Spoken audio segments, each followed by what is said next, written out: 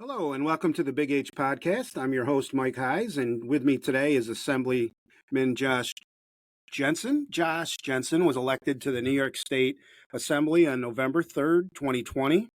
His district includes a portion of Monroe County, specifically the towns of Greece, Ogden, and Parma, and the villages of Hilton and Spencerport. He currently serves as the minority member, of the Assembly Committee on Health, as well as a member of the committees on banks, corporations, authorities, and commissions, insurance, and libraries, and education technology. Josh, it's great to have you along.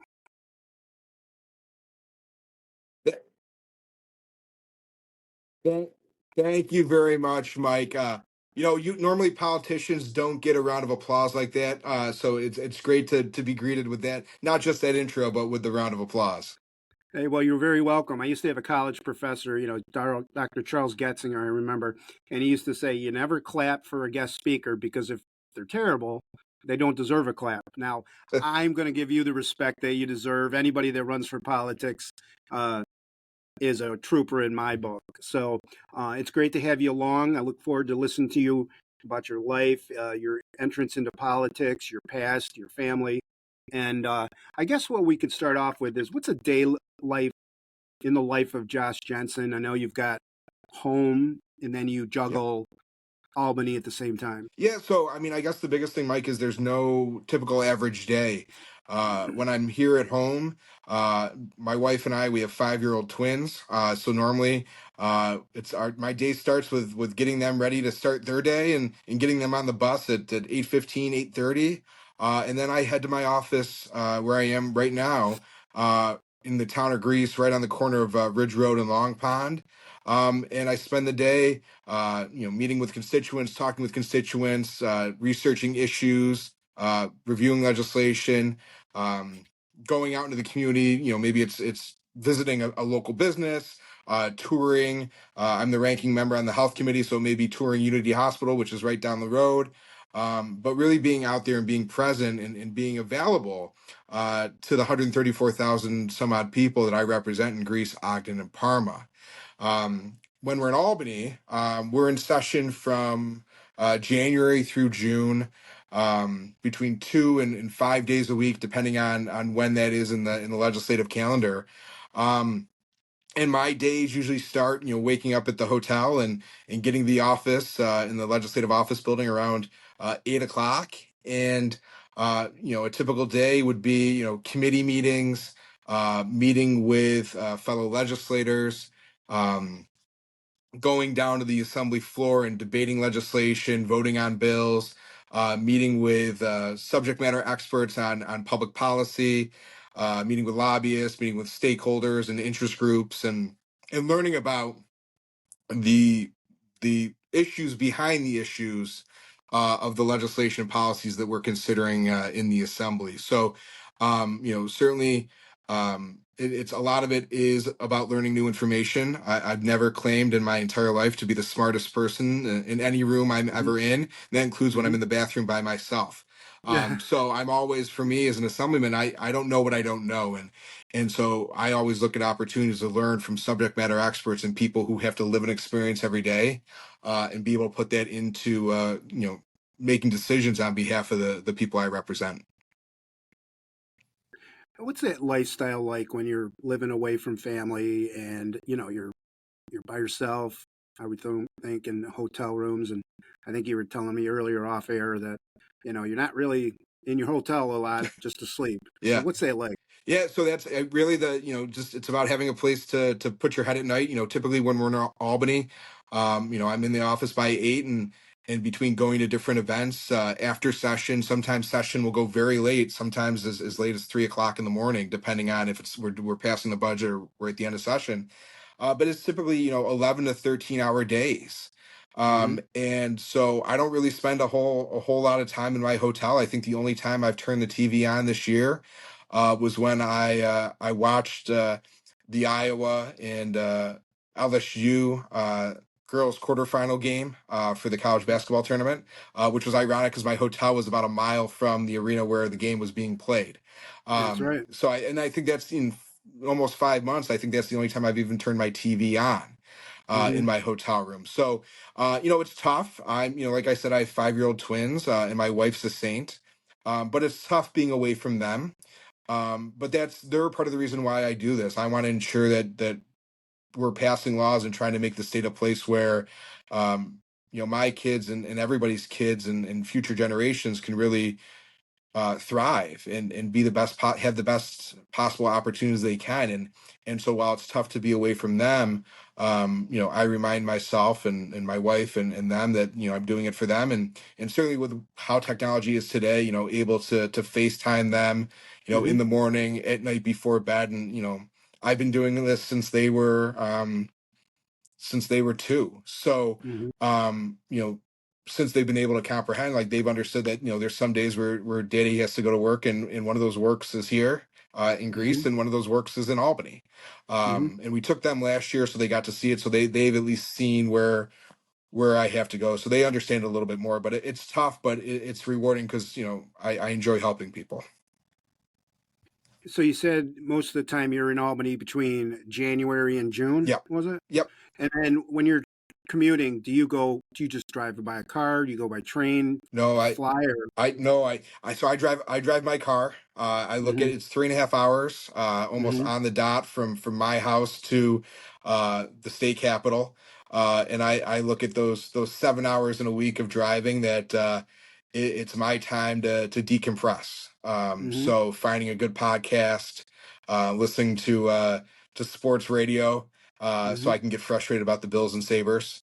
But I really looked at that drive on the throughway, as monotonous as it is, as a way for me to decompress. And, because there's always so many issues going on in public service and public policy. And so for me, it's about trying to find that line to not let it take over everything. That I think that when I'm with my family, I can focus on them. And when I'm with my friends, I can focus on that. And having that time, and over those 6 months, it's really important for me to decompress like that. And driving, it's a perfect way. And I know some legislators use that as time that maybe they travel with staff, or they'll use it as time to catch up on phone calls. But for me, listening to nice history podcasts is what gets me in a good state of mind.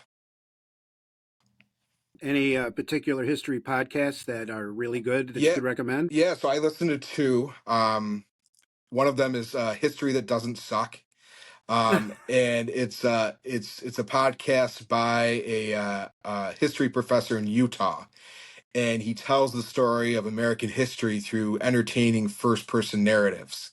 Hmm. And he starts with how George Washington caused the French and Indian War, and really kind of lays out how pretty much everything world history, um, from that point until the present day, was really all because George Washington was a very lousy military commander in his early life. That Okay. he caused multiple world wars. And so, I'm up to about episode 150. I think that's where we are now, up to just the 1930s, after the period after the First World War. And it's really interesting because he doesn't. It's not a boring textbook driven thing, but he's using first person stories, and really telling entertaining stories that most people wouldn't know about if they weren't a history major in college. The other one I just started listening to is called Noble Blood. And I forget the name of the person who hosts that, but she tells the story of interesting anecdotes, about half an hour each episode, about the interesting stories about nobility from across the world and throughout history.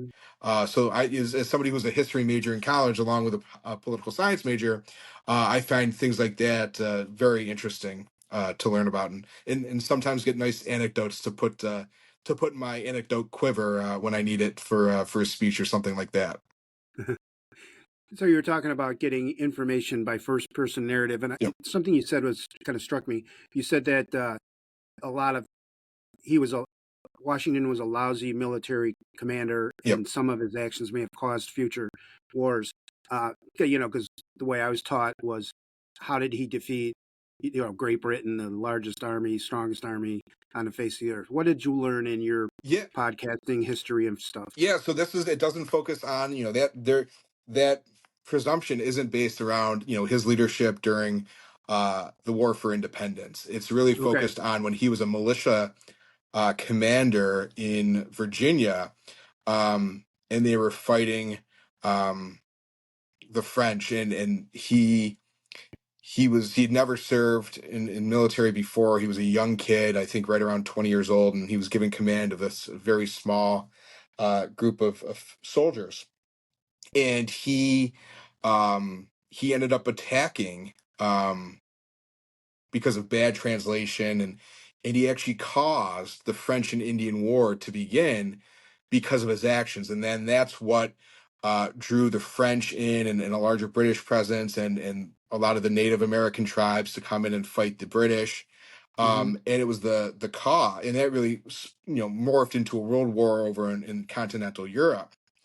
And it was the cost that Britain incurred fighting that war and then keeping the colonists safe from native incursions, that led to a lot of the taxation acts that inspired the colonists, Okay. through the Boston Tea Party and some of the other acts of rebellion in the 1700s or in the 1770s.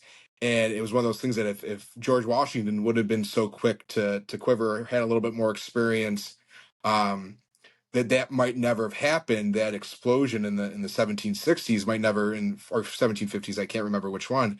But his inexperience is what really proved the spark for that conflict, which then pushed all these other things to happen. And maybe it still would have happened. Revolutions in France still would have occurred.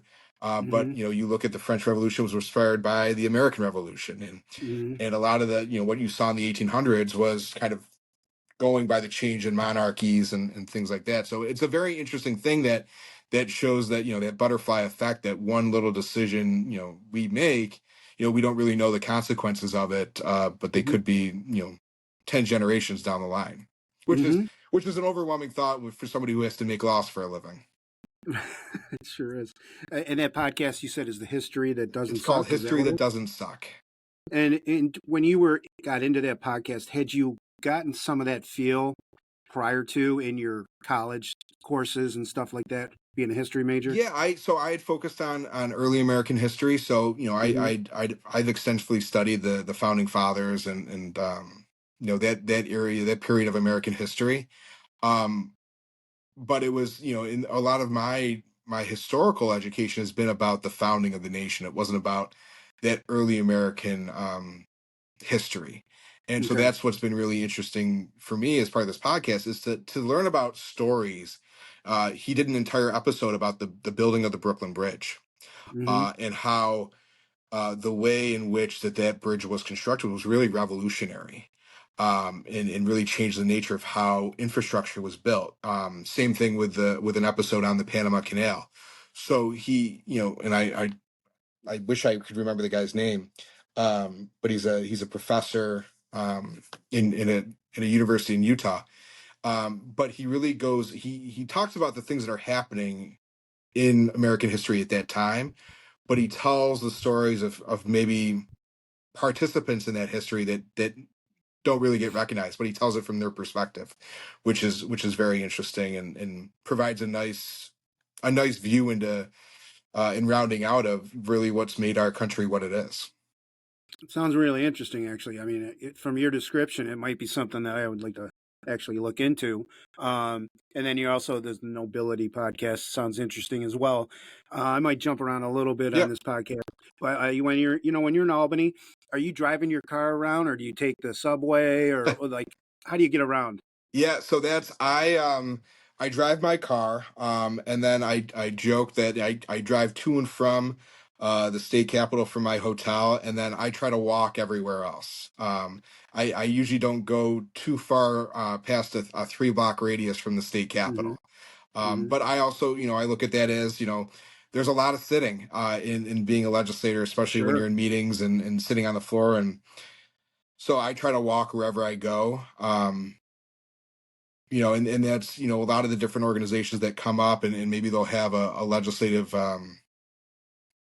gathering. It'll be at a hotel that's a block away from the Capitol, and so that's I usually walk everywhere I go, and there's no subway, and and I'll be honest, one of the most of the reasons is because parking is a big old pain in the butt.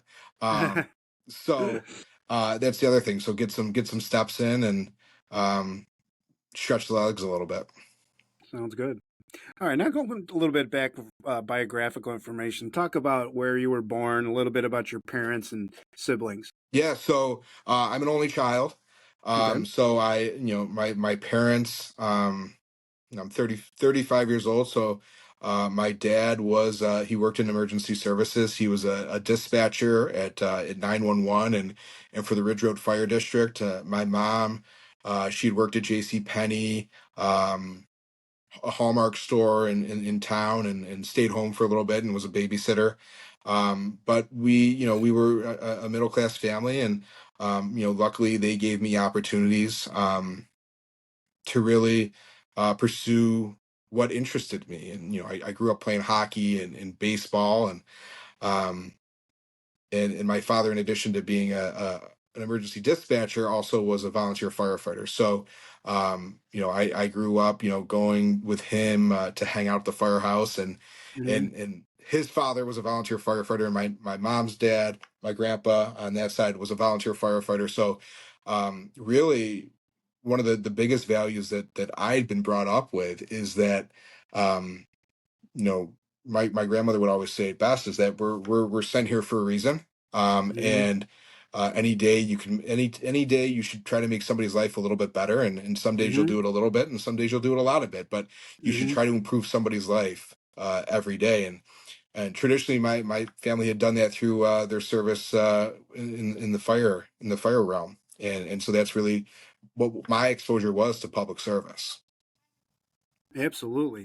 Um, any pets? I always throw that in. Any No, so pets growing up? I goldfish when I was growing up. And we came home from Mobile, Alabama one time, and somebody had talked my parents into getting hermit crabs, which were the Yep. worst pets ever because they stunk. Um, so my parents didn't get a dog until I graduated college and I was moving out, and I bought my first house, and they got a replacement child in Bailey, who unfortunately got put down end of last year. Sorry. So and then our family now, like I said, 5-year-old twins. We have a dog named Ruby.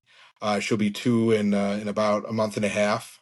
So she's I don't know who's more destructive in our house, Ruby or Brendan and Margot. Sometimes they go pound for pound in competition. I did. Is a rescue dog? Did I read that Yeah, correctly? so it's a rescue Okay. dog. We my wife, when we got married, she had adopted a dog. Hmm. And so we're very big on adopt, not shop. Certainly people who want to want to buy a dog from breeder. You know, I have no problem with that. But for our family, it's really been very important to adopt and try to rescue dogs. So we Hmm. adopted Ruby from an organization called Operation Freedom Ride. And Okay. what they do is it's an organization, they rescue dogs from kill shelters in the South, and Okay. then they bring them up north. They foster them with families, and you have to apply, and you have to have your house inspected to ensure that you can provide a decent living and environment for these animals. And then you have to go and visit with the foster family, Hmm. and it's, as much as it's a chance for you to meet the dog and make sure that it would be a right fit for your family. I think part of it is to ensure that that foster family can kind of make sure that you're going to be a good fit for that family. So Absolutely. Sure. as soon as we saw Ruby and her, I think her name was Raven, when we met her. Um, but my wife fell in love with her immediately, and I knew that we were going to be coming home with a little puppy that day. So, but she's been great, and um, you know, my kids love her. I wish she pooped a little bit less, but um, besides that, All right. no, it's great to have that at home, and it's nice when my kids are typical 5-year-olds and want to ignore dad, that somebody comes running and is excited to see me when I get home from work sometimes. So Very nice. Very nice. Now, growing up, tell me a little bit about your elementary education, those kindergarten through sixth grade years. Where'd you go to school? Yeah, so I went to Hilton my entire life. I went to an interesting thing for me, and this is sort of how personal experience is morphed into policy. I didn't talk until I was 5 years old. So I started my education a year early going to BOCES because of, the need for speech therapy. So I started school at 4, and I went to West Ave Hmm. for kindergarten and first grade. Miss Collins was my first grade teacher at uh, at West Ave, and then I went to Northwood. And I love Northwood, and it's funny. Anytime I go back now, the halls really seem, it felt like the biggest place in the world when Hmm. I was in second through sixth grade. um and going through now, whenever I visit, it's interesting to see how perspective changes. But I had great teachers: Miss Brickell, Hmm. Miss Plutchak, Miss Bushnell, who I loved, Jerry Aducci, Oh yeah. Miss Lee.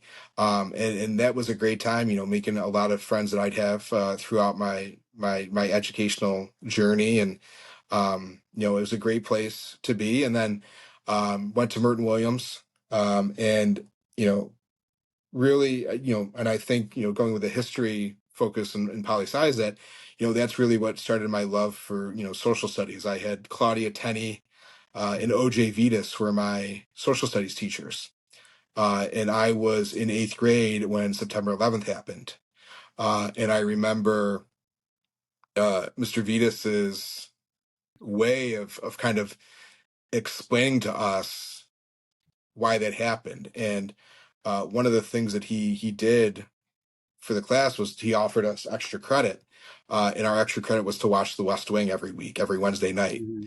Um, and and that's what that watching West Wing to try to get extra credit in OJ Vitas's class is what really inspired me to take an interest in government. And so if I would have had a different social studies teacher who wouldn't have tried to get us to understand the world in which we lived it, I might not be doing this for a living. Um, Hmm. and then went to Hilton High School. Um, was on the hockey team for 5 years, 2 years as a manager, three as one of the goalies, and yeah, graduated from Hilton in 2006, and then went on to college. So, but I was Hilton. I was a Hilton kid my entire life, even though I lived in Greece. Uh, Gonna go back a little bit in time. You said that you didn't really speak to the age of 5. Yep. How did that formulate? I mean, obviously you're in politics. You speak and write for a living. What was that like becoming better at the craft of speaking from a young age? Yeah, I mean, I don't really remember the I mean, you were earliest young. years. I would Mm-hmm. go to I remember I would go to speech therapy at Northwood. I went up until Mm-hmm. sixth grade, a couple times a Mm-hmm. week. um and even now, I don't really remember a lot of what was kind of done to make a difference in that. But Mm-hmm. it is funny, like even today at 35 years old, 25 years since that was a big issue for me. Sometimes when my brain goes faster than my mouth, like Mm-hmm. I can tell I'm starting to revert into something not very clear. So for me, sometimes I have to, realize that I've got to slow down a little bit. I've got to make sure that Mm-hmm. my mouth is catching up with Mm-hmm. my brain. And even though, I don't know the tactics anymore, I think some of that is subconscious, that, okay, you got to make sure that you're being understood, and kind of not revert back. So that's something that I even now, in what I do for a living, somebody was, and I always joke, people always say, well, why didn't you talk till I was 5? And my smart aleck response is always, I didn't have anything to say. Mm-hmm. Or that I didn't speak till I was 5. Now I don't shut up. Mm-hmm. But for me, it's a lot of that, is I have to kind of remember that sometimes. And, as a parent, my son Brendan, he was speech delayed. Mm-hmm. So he needed early intervention services. And Mm-hmm. my experience and Brendan's experience has really made me somebody who's very passionate about early intervention services, and Mm-hmm. trying to advocate for more funding and more support by the state, so that other kids and other families have access to this life changing therapies, whether it's Mhm. speech, physical therapy, occupational therapy, because it has the potential to change people's lives. And Mhm. I'm a living example of that. Mhm. Yeah, and I think it's a great story for people to know about you. You talked about that podcast where everything's told by by narratives and stuff, and you've got a great narrative to tell in that respect. When you were in high school, I want to go back to a little bit. So that must have been 2003 through 2006, Yeah, probably around. sounds Okay. right. Well, yeah, yeah, sounds right. What was the culture like in the Hilton High School at that point? I mean, there's trends, there's decades or anything like that in terms of music, movies. What was the happening stuff? Yeah, Not that I you think were yeah, happening. I think pretty much everybody could quote every early Will Ferrell Mm-hmm. movie that was out. Yeah. A lot of In Sync and Backstreet Boys, and trying to debate what was the favorite boy band, and who's better, Christina Aguilera or Britney Spears, and but it was also before social media. Mm-hmm. I don't think Facebook really became a thing until 2006, Mm-hmm. when we were all getting our college email addresses for the first time. I think that's right when Facebook was accessible to the masses, and Mm-hmm. I wasn't a big MySpace kid. Um, but that was still when everybody had a flip phone. There were no Mm-hmm. iPhones, so texting wasn't as ubiquitous as it is today, and certainly the Mm-hmm. phones were not as um, able to do as much fun things, be able to have a conversation like this on your phone. Mm-hmm. Mm-hmm. And so I really look at it as, this is going to sound hokey. It was a simpler time where you wanted to talk to somebody, you had to talk to them, you had to, Mm-hmm. see them, and you had to spend time with them. And I think every generation of group of kids gets into the mischief. But I also took, being on the Hilton Cadets hockey team with Coach Farnham and Coach Maffaletto very seriously, and that meant a lot to me. That was something I dreamed up as a young youth hockey player. Like, that was my dream. I didn't want to play in the NHL. I wanted to Mm-hmm. be a Hilton Cadet. Mm-hmm. And so I took that very seriously. And I'm glad I did, because I think the adversity that I faced in playing varsity hockey has served me well throughout my life. But I was never a big partier or things like that. And it was one of those I was one of those kids who, I was friendly with everyone, but didn't really fit into a certain clique, if you would. Mm-hmm. That makes sense. Totally makes sense. And I think you're right about the cell phones and picking up the phone and actually talking to somebody. Now it's like a quick text and there's no maybe an emoji, but when you have to look somebody in the eye or give them a Yeah. call on your flip phone, And it's a little different. and that was in our emojis. You actually had to type it in a text message. You couldn't have a nice yellow smiley face to do it. You actually had to do uh, semicolon and a parenthesis to do a Hmm. smiley face or something. Yeah, and then the other side with the parentheses is the frown face. Yep. What was your favorite Will Ferrell movie? Did you have a favorite? I I mean have I one. so it was. I mean, we had Old School was a big Hmm. one Hmm. that came out. I think we would quote that forever.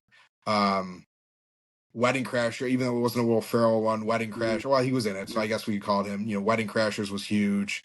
Um, it was just Anchorman. So it was a lot of those really that Vince Vaughn, that really funny, quotable movies was what everybody seemed to have a favorite quote. We go through, if I remember correctly, we go through like seasons where everybody would be quoting from one movie. Right. Yeah, I remember really getting into Will Ferrell's actions on Saturday Night Live with Yeah. Sherry O'Terry. He was just I he. I That's where he do got remember famous. I was Mr. Panileo's English class or media literacy class. I don't remember which one it was. And we had to like invent a product. And then we had to like record, but we just, instead of recording it, we had to present it in front of a group, in front of the class, and as like a commercial. And I don't even remember who was in my group, but we stole the Saturday Night Live bit about Pete Schwetty's balls Yeah. in the peach sweaty ball sack. And I think that resulted in us getting a talking to, if I remember correctly. But we thought it was hilarious because Oh yeah. why would 16-year-old kids not think that the peach sweaty ball sack would be a very funny bit to do? Yeah, I think it was Alec Baldwin, right? Yeah, And I forget they would do it on NPR. Um, high school, and high school it is a tough time. Some people like breeze through, and it's like wow, and then there are other challenges. What can you think of any challenges that you had in high school that really made it through? For me, it was like I didn't. I wasn't into the party scene, and I Yeah. was kind of like maybe as straight as an arrow type, and that was tough. Yeah. Anything that you faced? Yeah, I mean, I think, I was a kid. I was, I was a chubby kid. I had really bad acne, and I Hmm. think for me the biggest thing was I didn't have a lot of self confidence. Hmm. I didn't really apply myself that hard in class. I did enough to be on honor roll. Um, did enough to get into a good school like Niagara University. Um, but I didn't apply myself to my potential. And I think a lot of Hmm. that was a lot of the stuff I wasn't, I would get, high 90s in social studies, but, you know, I didn't really like math. So I Hmm. didn't do that well in math. Hmm. And I think it was that, I didn't really apply myself as much as I should have. But then I also had a lot of self doubt. Um, you know, which is also a very interesting thing for what I do for a living, in my Correct. interactions with my peers, and so sometimes, I didn't probably have every social experience that every other kid in high school did, just because I wasn't confident. Hmm. I feared rejection. I Hmm. feared not being included. So I didn't put myself in positions where people would say no to me or wouldn't include me in things, because if I didn't try to be included, they couldn't tell me I wasn't included. Hmm. And that's something that I look at with a little bit of regret. It's probably not a healthy thing, but at the end of the day, the world works the way it does, and if I would have done things differently, my life might have turned out differently, and I Hmm. wouldn't be married to a woman I love and have two kids that are my entire life, and I wouldn't have a job that's as fulfilling as it is. So, Hmm. um, but those were the big challenges for me in my high school years.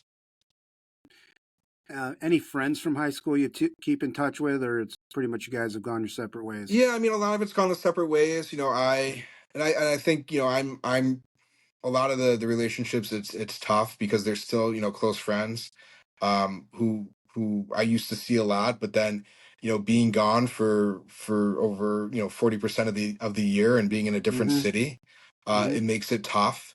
It is interesting when I go to events as an assemblyman, and there'll be somebody there that I graduated with, and then Hmm. it's easy to pick up and catch Right. up and have that familiar relationship. I spoke with, I was asked to read to a Spencerport elementary school, and one of the teachers whose class I was reading into, I graduated with. So Hmm. it is interesting seeing, folks that I graduated with, or were the year ahead or year below, and seeing them, in this capacity, and doing what they do for a living. So, um, and just seeing people around, because that's even when somebody will, they'll reach out and say, "Hey, Josh, we haven't talked in a while. We have this going on in my life. Is that something you could help me with?" And it's like, of course, Hmm. I'm not going to help you because we know each other, but I represent you, and I want to be Hmm. helpful. But it is nice that, I've had a lot of people reach out, who I graduated with, and I think we had a graduating class of like 350, 400. Hmm. And I've had over the past 4 years, 3 years when I was on town board before this in Greece, that I've had, a good number of people who have reached out and said, "Hey, Josh, we went to school together. Just want to let you know we're so proud of you, so happy to see you, Hmm. doing what you do." And that's really nice to hear. And that comes from people who, I didn't spend a lot of time with, or I wouldn't have Hmm. called friends with. And so that's, Hmm. anytime I get a message like that on Facebook or an email, that means a lot to me. Yeah, I mean, I've seen you I keep stats for the football team, so I'll see you usually once a year or every Yeah. 2 years, and you come and do the ceremonial coin flip. I think you're there for Coach Lapani's 200th Yep. football, whatever. So, yeah, and I really haven't known much of you until this podcast and doing a little research. In high school, of course, then you took your talents to Niagara. Yeah. What drew you to that Niagara University, and talk a little bit about that S- school? So, this is going to sound very corny, but I grew up playing hockey, and I played travel hockey, and we would have to play games up at the on campus arena when I was a kid. And the way we would drive into campus is we drive by the front of the campus. And when I was a kid, they were brick buildings that would have ivy growing on them. And being a dumb kid, I'm like, oh, Ivy League schools. This college has ivy on it. It must be a pretty good school. So I would joke and tell my parents like, "Hey, I'm going to go to this school. It's a good school." And they kind of be like, "Well, it's yeah." And and I had the opportunity. I originally wanted to be a social studies teacher. My dream was to be like Chris Monfiletto. I wanted to teach social studies, and I wanted to be a high school hockey coach, and that's what I wanted to do. And before my senior year at Hilton, I had the opportunity at 16 to spend the summer as a congressional page and work on the floor of the U.S. House of Representatives. And it was that experience there that really said I kind of am interested in this political science thing. And um, Naira has a great education department, and so I was already looking at that for education, and they had a poli sci department, and I fell in love with the campus. It was an hour from my house, and it was close enough where I could come home and do my laundry Hmm. and see my parents, but far enough away where my mother wouldn't be stopping in all the time to see me. So and I fell in love with the campus, and so that was and that was where I wanted to be. Um and plus the other school I'd looked at, and I saw your mug earlier, it was between West Virginia and Niagara. Uh-huh. And my parents thought West Virginia was too far away. Hmm. So that's what really sold me on going to Niagara. And it was my time. I was a double major at political science and history, and the College of Arts and Sciences. The dean had took a liking to me, and she helped to make sure that I could do both majors. And it's a Catholic school, and it's a Vincentian. Vincentian is the denomination that runs the school, that part of that mission. And the Vincentians, Saint Vincent de Paul, the whole mission of that organization is about serving others. Hmm. And so, for somebody who wanted to pursue public service, a lot of the lessons that we were taught, especially in the mandatory religion classes we had to take in conversations with some of the clergy on campus, it really reinforced that this is that lesson I would get from my grandmother about trying to make somebody's life better every day. Hmm. And so it really helped to instill a lot of those same values that my family had instilled in me. Yeah, it does sound like truly, like you just mentioned. I'm just going to say it in a different way. A great extension from family into Mhm. college. And you said that you're a political science history major, and congressional page. You said you did that. What Yeah. was that like? I Explain it. mean, it was amazing. I was a 16-year-old kid, serving with 30 other 16-year-old kids living in a dorm, Mm-hmm. um, for a summer, and working on the floor of the House of Representatives, and having the run of the U.S. Capitol, and the congressional office buildings, and delivering documents, and sitting on the floor of the House of Representatives listening to debates, and meeting members of Congress, and that was really eye opening. And I've been very lucky to have a lot of really great experiences. Besides being that, when I was at Niagara, I interned at the White House during the last 6 months of the George W. Bush Mm-hmm. administration. And so being able to walk in the footsteps of amazing presidential staffers and presidents, that was really something that one reinforced that I don't want to work in Washington. Mm-hmm. But it also, it was eye opening to be able to work on and have an experience that, unlike a lot of other interns get, that I was able to actually do real policy, and have an exposure to the highest level of government. Mm-hmm. Has really helped. There's still lessons that I carry from that every day, in the work I do now. Any story you want to pass along where you rub shoulders with Yeah. a real So powerful person? yeah, well, not exactly rubbing shoulders, but I worked for I interned for the Deputy Assistant to the President for Strategic Initiatives and External Affairs. And about a month into the experience, the White House Chief of Staff um, decided that he needed interns. So um, his staff had kind of reached out to other members of the White House, and so I ended up working as well and interning for the White House Chief of Staff. And one of the roles we had to play in being an intern for the White House Chief of Staff was we were the intern leads when the U.S. hosted a G20 economic summit. So it was a 2-day summit, and the first day we were no, the second day we were stationed. We had to be at the U.S. State Department. But the first day we were for arrivals, we were at the Treasury Department, because the heads of state would be welcomed at the White House by the president, and then the finance secretaries or the treasury secretaries, whatever the nation's called it, would then be welcomed by Treasury Secretary Paulson at the Treasury building. And so we were, I forget what I was doing, but we were trying to get something coordinated. And it was probably something stupid and unimportant, but for me at that time, it was the most important thing that needed to be done. And so Hmm. I was, briskly walking. I'm not going to say running because you don't run at the White House. Hmm. But I was briskly walking, and I turned the corner without looking, and I legitimately ran into the Treasury Secretary. And he was a big man, and he knocked me right on my tush. Because he was also briskly walking, and we Uh-huh. were turning a corner simultaneously because he was trying to get to the entrance to welcome in one of his colleagues from another nation. So when say rub shoulders, I didn't exactly rub shoulders except body check the U.S. Treasury Secretary.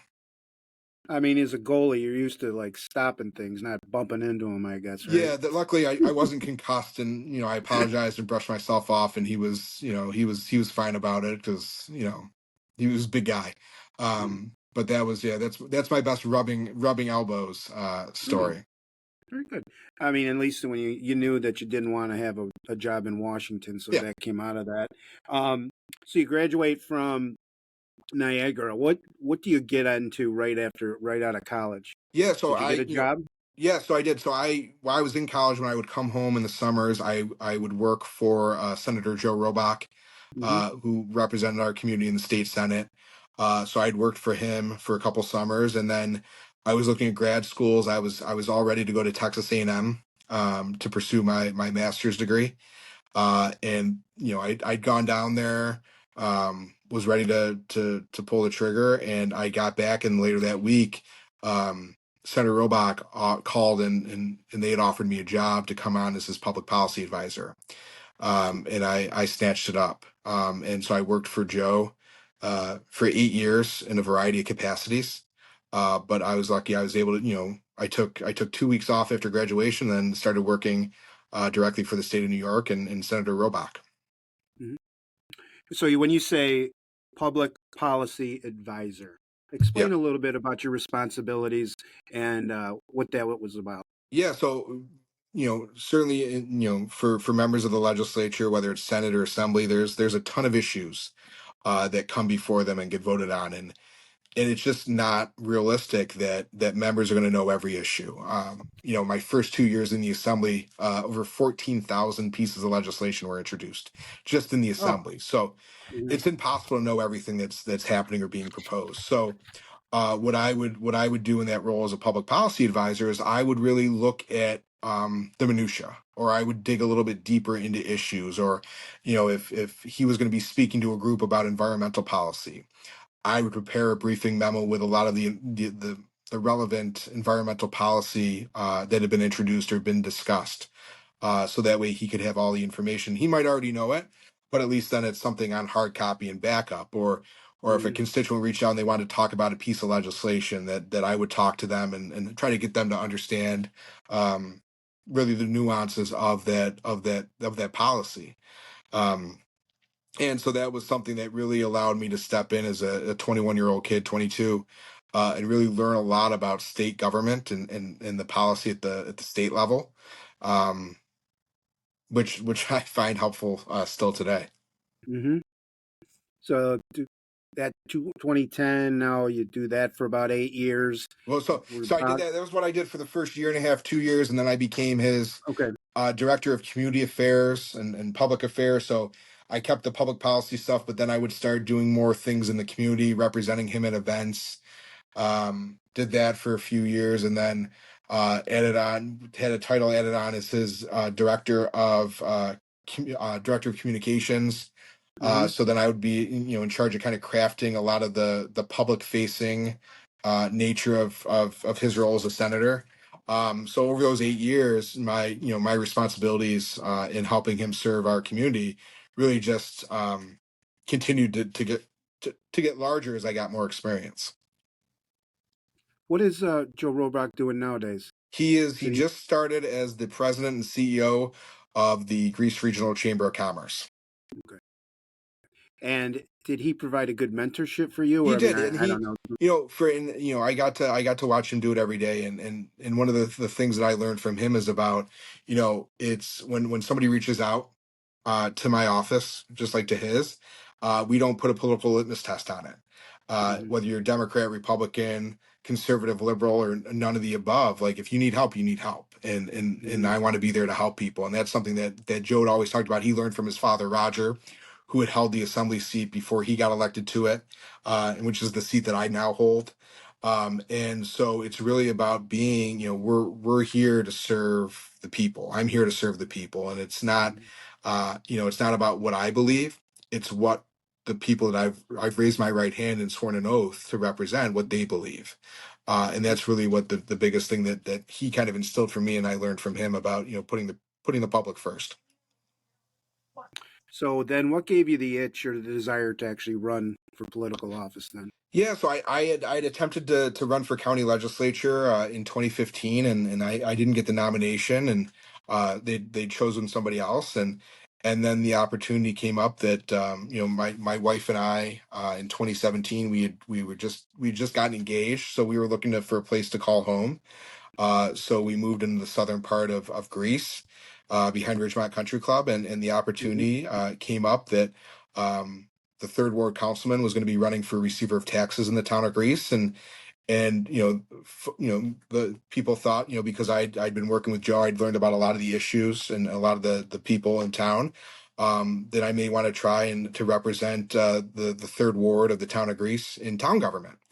And that was something that I wanted to try. I thought I could do a good job, and so I got elected to be the third ward councilman in the town of Greece in 2017, to represent about 25,000 people in the southern and eastern portions of the town of Greece.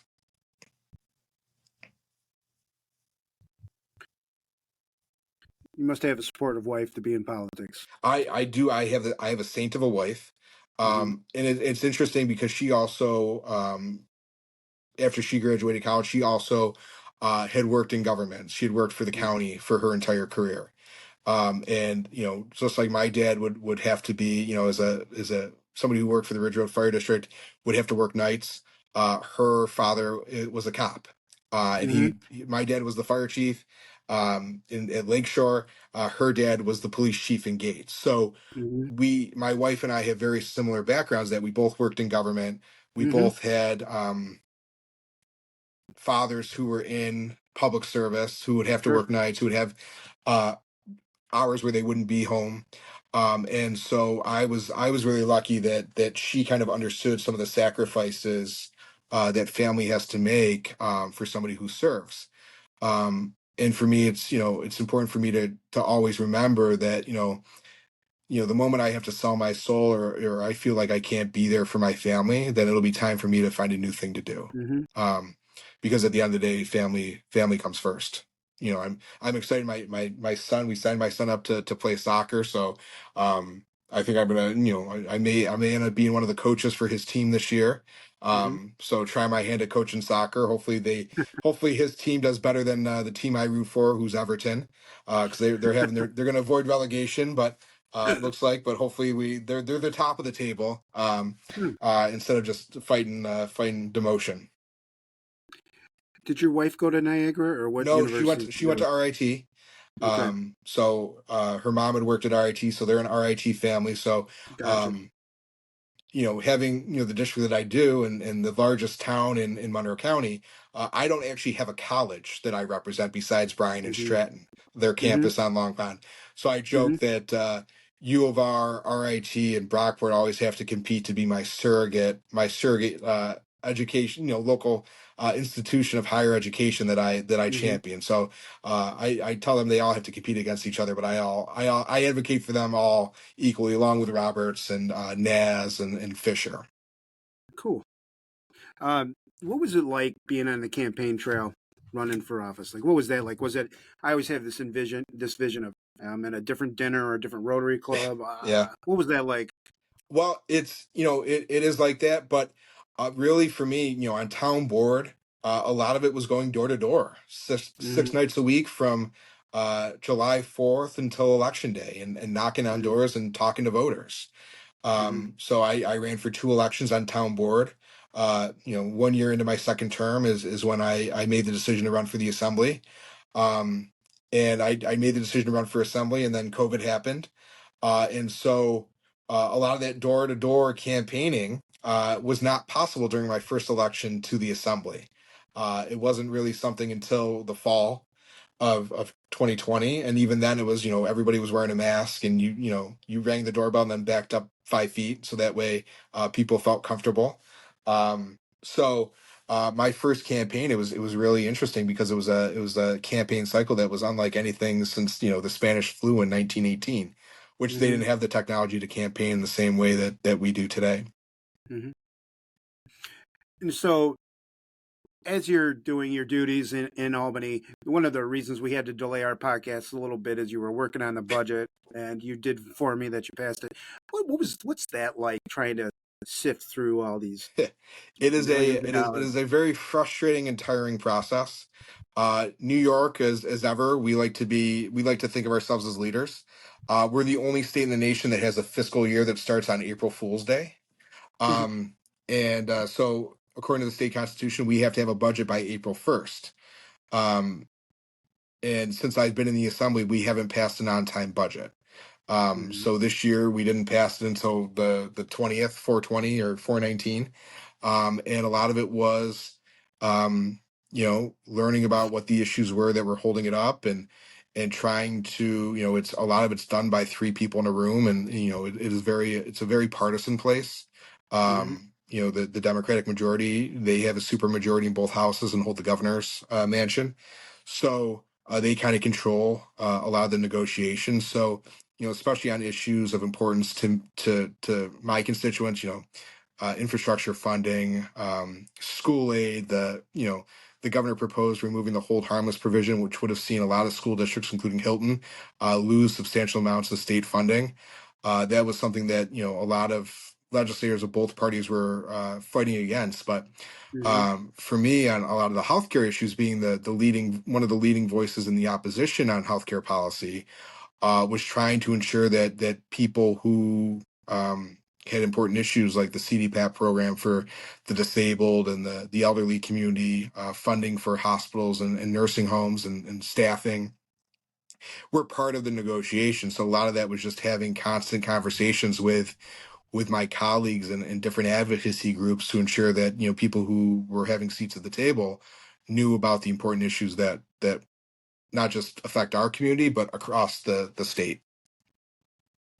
And as he said, New York State is obviously heavily Democratic and stuff. What's it like trying to be persuasive when you know you're up against Yeah. a juggernaut and a brick wall? Well, I mean, I think you got to find like-minded people. Mm. My favorite joke is that the Democratic members of the Monroe County delegation in the assembly, they're not my enemy; they're my Mhm. opposition.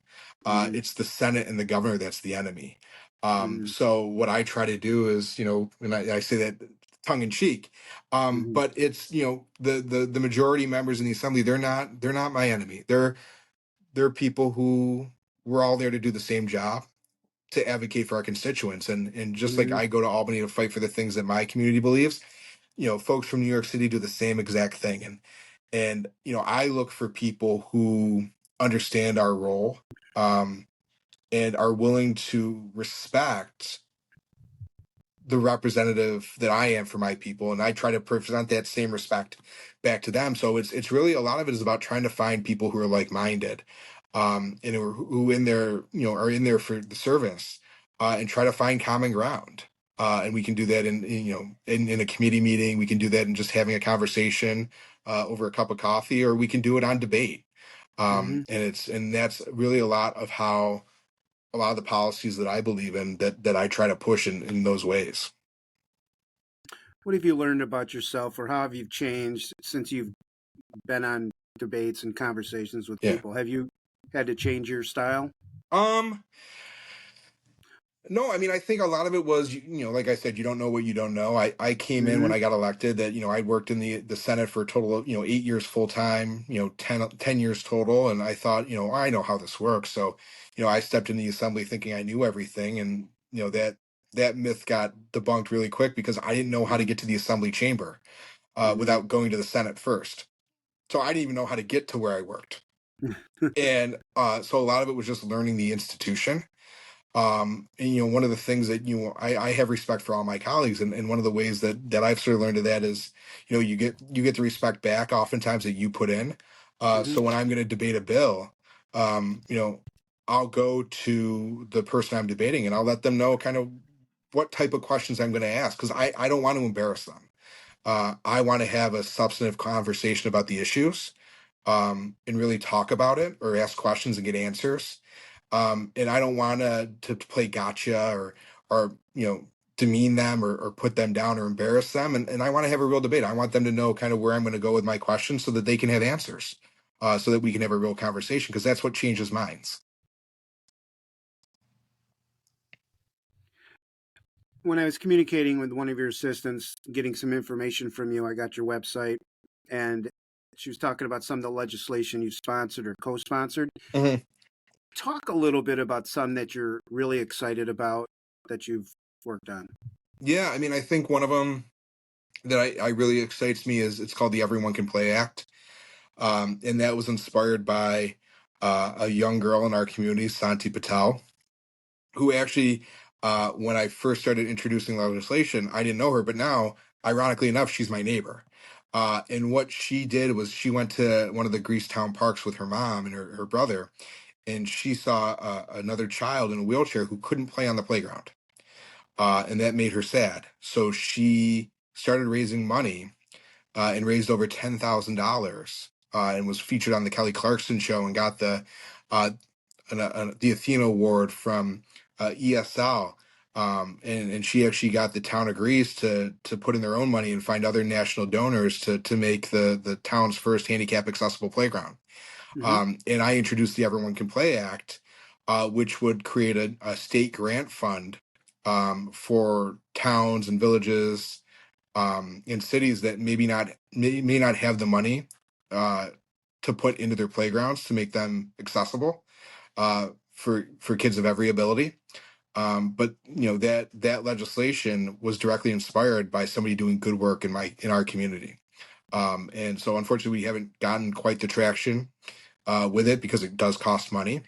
Hmm. But I'm having conversations with my majority colleagues all the time about, this is a good policy, and what can I do to help get that to be part of state law? How long is the term? 2 years that you serve? Yep, 2 years. So every even year, uh, every member of the New York State Legislature has to run for reelection. So I'm up for reelection this coming November. Whatever. A couple questions here as we start to finalize it out, and then I'll give you the last word to give your pitch. How's that? Um, Perfect. what are like some 3 words that you would use to describe the communities in which you serve? I usually say just Hilton, but you're kind of Ogden, Parma, Hilton. Yeah, I mean I I mean I'm going to break the rules and it's going to be more than 3 words, but it's You're a shocking that politician. a politician would have more words. I honestly think that my district's really a microcosm of the entire state. Hmm. You look at Greece, and you have, you go from the Dewey Avenue corridor, in the southeast portion of the town to, you know up along the lake, and you can have homes that are, 25 worth $25,000, to homes that are in the millions. And Hmm. it's a real diversity of race, ethnicity, um, economic incomes, values, and you have that just in the town of Greece. And then as you head out to Parma and Ogden, you have more rural communities, but with village centers. And so a lot of the communities that I represent, mirror what New York State is. You have a pseudo urban neighborhood in the southeast portion of Greece, but yet you have rural farmland where houses are half a mile apart from each other. You have suburban tracks. You have small town village centers. And really, I think every slice of life you get in the state of New York, you get in the 134th Assembly District. Anything on your bucket list, do you think, once your time of service is done? Anything Uh, you'd like to do? no, I mean, I just,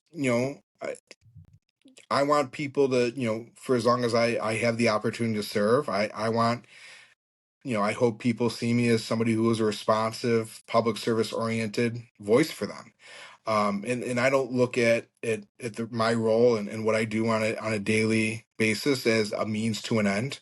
I'm not looking at this as a way to run for Congress or governor or U.S. Senate, or county executive. I do this because I love these communities. I grew up in Greece, went to Hilton schools. My mother graduated from Spencerport. I deeply care about all three of the towns that I represent. And for me, I want to ensure that they have a voice in Albany that reflects who they are and what they want and their vision for New York State. And so I hope, I guess my bucket list is that when people talk about me, whenever I'm done, is that they don't say I'm just another politician. That's my that's my biggest hope. I don't need something named after me. I don't need Hmm. a fancy appointment to something or the next fancier title. I hope when people look, whenever my service is done, people say, you know what, Josh was a good representative. He cared. He gave a damn. Right. And I think you said it earlier. You also think about your kids and Yeah. stuff, and what you leave for them. Um, you're a history guy. If you could name one, two, or three people from history you could have dinner with and pick their brain or whatever, just who would it be? Um, Teddy Roosevelt would be the first one. I think he was also a former minor assembly, the leader of the Assembly Republicans when he served in the New York State Assembly. Uh-huh. So I'd love to pick his brain about what that was like. But also, he was a guy. He was a man of contradiction. Mm-hmm. He was an elected, Republican president who also was a progressive, and that he fought for environmental policy and he took down the monopolies. And so I'd love to pick his brain about what his journey in public service was about. Um,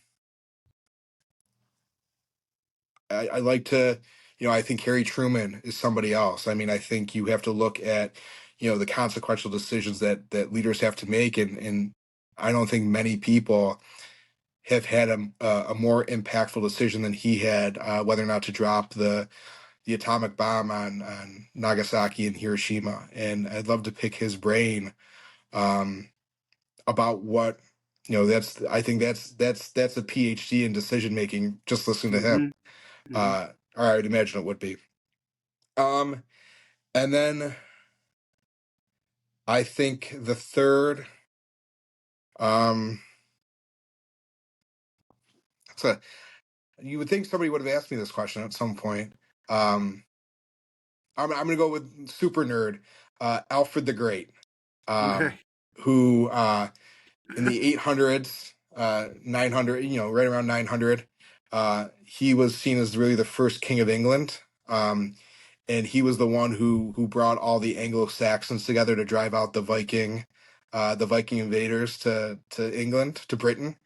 Um, and that was, I think that would be just a very interesting person to talk to because, he had to unite an entire peoples against a foreign invader. Even though I think my ancestry.com would say I'm 100% Viking, Mm-hmm. with my Danish and Irish heritage. But I think I'd love to just hear about what that was like to try to unite a whole peoples against a foreign invader. Very cool. Now he's got some fun ones. Favorite food? Salmon. Salmon. Oh, Yeah. good. Favorite TV show? I know you're saying you don't have a lot of time for television, so. Yeah, so I'm gonna say my all-time favorite is West Wing. I think I've Mm-hmm. watched the entirety of West Wing, probably about 10 times. I can quote entire. There's another member of the state assembly Ed Ra, who will sometimes, when something's happening on the floor, will just send each other West Wing quotes. Hmm. So I'd say probably West Wing is my favorite. Yeah, Martin Sheen, right? Yeah, Allison Janney. Okay, I got it. yeah, Favorite movie? We kind of touched on it. I don't know if you're a comedy guy or yeah. a serious movie guy. Um,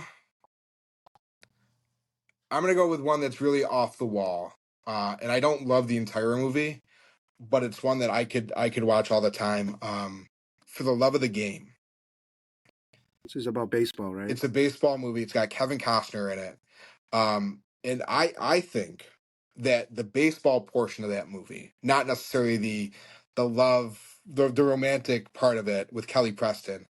I think Dollars to Donuts, the baseball part of For the Love of the Game, is the greatest sports movie in history. If you could just cut out all the other ancillary parts, but just focus on the Hmm. baseball, I could watch that. I could watch that every day. I haven't seen that, but I'm going to take a peek. Yeah. Favorite book? So I'm gonna say my favorite book is a book called Ireland. I can't remember the author, and I don't think I have it here. We actually, it's a fictional story, and it talks the story about tells the story about um, an Irish family where a storyteller who just travels from town to town, village to village, comes and stays with this family and um, tells Irish stories. And then it's kind of intersected with stories about the family.